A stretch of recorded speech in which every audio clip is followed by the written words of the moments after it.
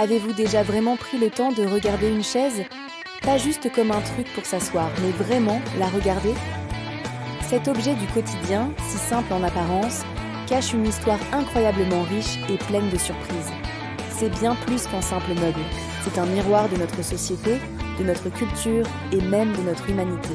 Aujourd'hui, on va voyager dans le temps et vous allez voir que les chaises ont des récits passionnants à nous raconter. Au tout début, s'asseoir sur une chaise, c'était un luxe, un vrai signe de pouvoir. Pensez au trône majestueux des rois et des pharaons de l'Égypte ancienne. Ils n'étaient pas faits pour le confort, mais pour impressionner, pour montrer qui était le chef. Pendant des siècles, la plupart des gens s'asseyaient par terre ou sur des bancs. La chaise individuelle était réservée à l'élite. Puis, petit à petit, les choses ont changé.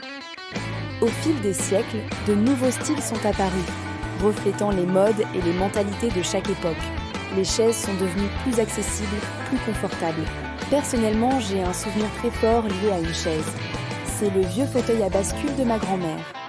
Il grinçait un peu, mais c'était le son de mon enfance. C'est là qu'elle me racontait des histoires, qu'on regardait les oiseaux par la fenêtre. Cette chaise, pour moi, c'est un concentré de tendresse et de souvenirs heureux. Chaque objet a une âme, et les chaises qui nous accompagnent au quotidien sont chargées de nos propres vies. Mais s'il y a un moment qui a tout changé dans l'histoire de la chaise, c'est l'arrivée du design moderne au XXe siècle. Des créateurs comme Charles et Ray Eames ont révolutionné notre façon de voir ce meuble. Avec leurs fameuses chaises en contreplaqué moulé, ils n'ont pas seulement créé un objet iconique, ils ont démocratisé le beau et le fonctionnel. Leur idée était simple, créer des chaises de qualité, élégantes et abordables pour tout le monde. C'était une véritable révolution. La chaise n'était plus seulement un symbole de statut, mais un objet de design accessible, pensé pour le bien-être de tous. Finalement, une chaise, c'est un témoin silencieux de nos vies.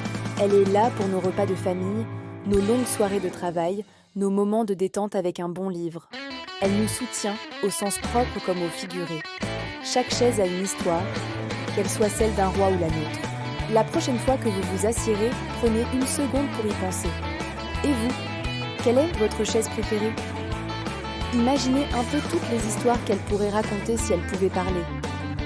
Partagez vos pensées dans les commentaires, ça m'intéresse beaucoup. Merci d'avoir regardé et à très bientôt.